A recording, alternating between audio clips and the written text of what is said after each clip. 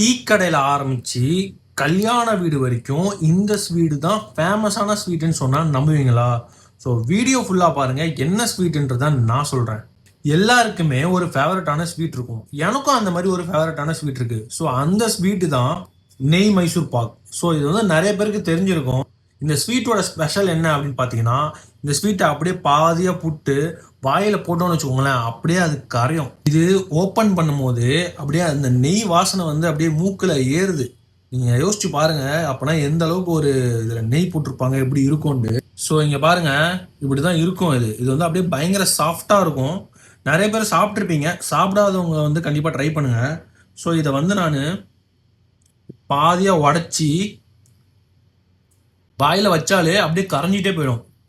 என்னன்னா, இந்த ஸ்வீட்டை வந்து நம்ம பாதி சாப்பிட்டுட்டு நடந்து திருப்பி நான் கிச்சன் தாண்டி வருவேன். வர்றதுக்குள்ளே ஸ்வீட் கரைஞ்சிடும்.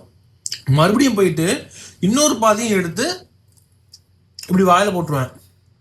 ஸோ இது வந்து ஒரு அடிக்டடான ஸ்வீட்டுன்னு வச்சுக்கோங்களேன். நிறையா சாப்பிட்டா ரொம்ப டேஞ்சரும் கூட. ஆக்சுவலாக இந்த ஸ்வீட் பார்த்தீங்கன்னா, நம்ம சின்ன வயசுலலாம் டீ கடையில் ஒரு பாட்டிலில் மைசூர் பாக்குன்னு போட்டு அப்படி அடிக்கடிக்கு வச்சுருப்பாங்க. ஆனால் அது வந்து ஹார்டாக இருக்கும். கொஞ்ச நாள் போக போக அதுவே வந்து சாஃப்டாக மேக் பண்ண ஆரம்பிச்சிட்டாங்க.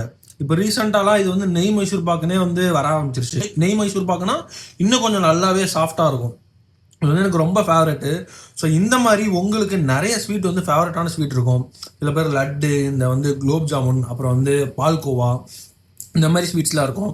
ஸோ உங்களோட ஃபேவரட் ஸ்வீட்ஸ் என்ன அப்படின்றத கமெண்ட்டில் சொல்லுங்கள். உங்களோட ரிலேட்டிவ்ஸ்க்கு ஷேர் பண்ணிவிட்டு வரும்போது உங்களுக்கு பிடிச்ச ஸ்வீட்ஸாக வாங்கிட்டு வர சொல்லுங்கள். ஸோ நெக்ஸ்ட் ஒரு சூப்பரான வீடியோவில் பார்ப்போம்.